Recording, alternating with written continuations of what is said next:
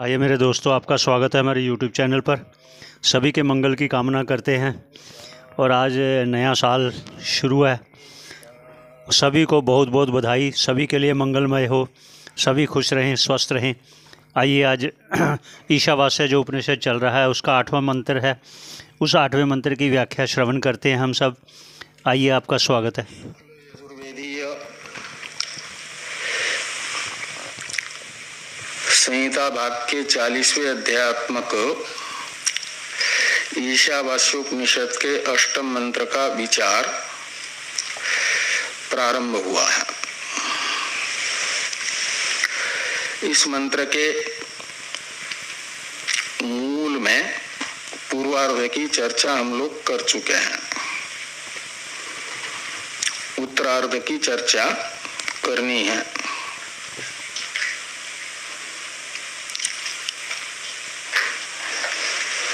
इतना कम क्यों कर आवाज होता है इसका? बोलने में बहुत जोर लगाना पड़ता है, थोड़ा वॉल्यूम बढ़ा देना उसका। मंत्रों के द्वारा उक्त जो आत्मा है उसका स्वरूप उपाधि रहित कैसा है, इस प्रकार की आकांक्षा को शांत करने के लिए पुनः आत्मा के निरुपाधिक स्वरूप को बताया जा रहा है। तो सपरिहगात इस वाक्य से बताया गया कि आत्मा निरपेक्ष व्यापक है। स ये सर्वनाम प्रकृत आत्मस्वरूप का परामर्शक है। प्रकृत परमार्थ आत्मा है, निरुपाधिक आत्मा। और वह परिअगात का मतलब है परितः आगात, सब ओर गया है। तो सब ओर गया है का मतलब वह व्यापक है, उसमें निरपेक्ष अपरिचिन्नता है। और शुक्रम इस पद के द्वारा बताया गया कि वह दीप्तिमान है। दीप्ति शब्द का अर्थ होता है प्रकाश, और यहाँ प्रकाश लेना है चेतन, चित प्रकाश। इसलिए शुक्रम शब्द का अर्थ निकलेगा चित प्रकाश स्वरूपम, यानी चेतन। और अकायम इस तृतीय इस पद के द्वारा बताया गया कि सूक्ष्म शरीर रहित है। वो सूक्ष्म शरीर रूप जो सूक्ष्म कार्यात्मक उपाधि है वह उससे वस्तुतः संबद्ध नहीं है। कि परमार्थ आत्मस्वरूप स्थूल शरीर से भी विलक्षण है, स्थूल शरीर रूप उपाधि से भी रहित है। अव्रण में व्रण शब्द का अर्थ है आघात आदि से होने वाली जख्म। वो होती है स्थूल शरीर में, सूक्ष्म शरीर में भी नहीं होती है। और स्नावीरम शब्द का अर्थ है कि आत्मा, ये स्थूल शरीर तो स्नावीरम होता है। स्नावा शब्द का अर्थ है नाड़ियां। स्नावीर कहा गया नाड़ियों से युक्त, नाड़ियों से युक्त होता है स्थूल शरीर। सूक्ष्म शरीर में भी कोई नाड़ी नहीं होती है। इसलिए अव्रणम तथा अश्नावीरम का अर्थ निकलेगा शस्त्रादि आघातों से होने वाली जख्मादि से रहित एवं नाड़ियों से रहित।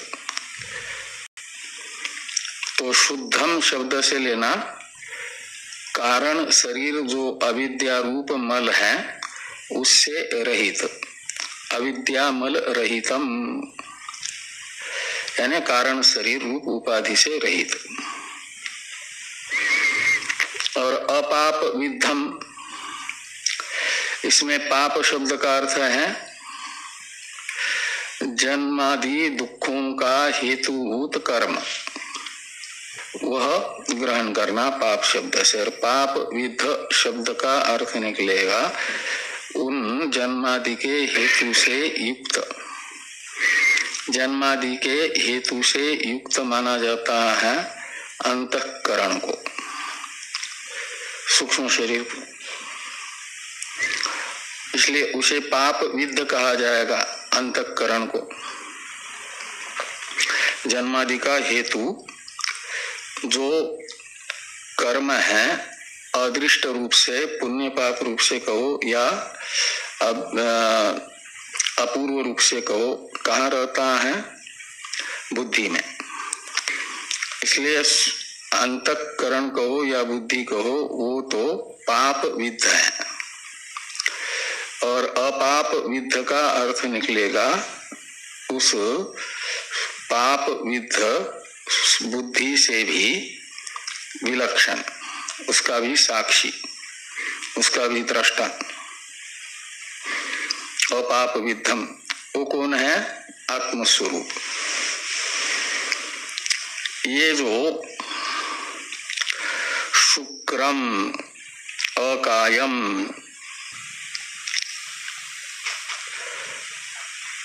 उसका अर्थ है आत्मा, और आत्मा शब्द है पुल्लिंग, विशेष्य का वाचक।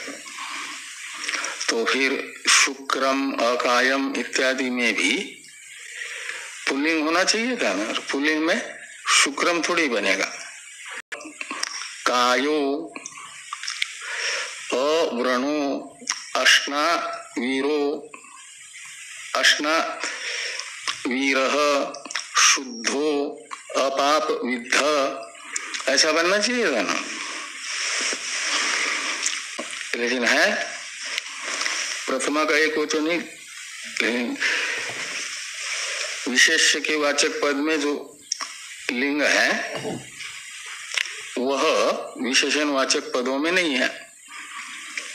विशेष्य के वाचक पद स में पुल्लिंग है, तो इनमें भी पुल्लिंग होना चाहिए था, नपुंसकलिंग है। इसलिए भगवान भाष्यकार भाष्य में बताएंगे कि शुक्रम से लेकर के अपाप विद्धम यहाँ तक के जो 6 पद हैं, इनमें छांदस नपुंसकलिंग है। उनका लोक में जब प्रयोग करेंगे, व्याख्यान करेंगे, तो परिवर्तन करना, नपुंसक के स्थान पर पुल्लिंग प्रयोग करना। इसलिए शुक्र ऐसा, अकाय अव्रण अश्नावीर ऐसा नपुंसक लिंग को पुल्लिंग में परिवर्तित करना। इन 6 पदों को भी कहा। ऐसा क्यों? तो कहते इसलिए कि उपक्रम पुल्लिंग वाचक स शब्द से हुआ है। सपर्यगात ये उपक्रम है ना, और उपसंहार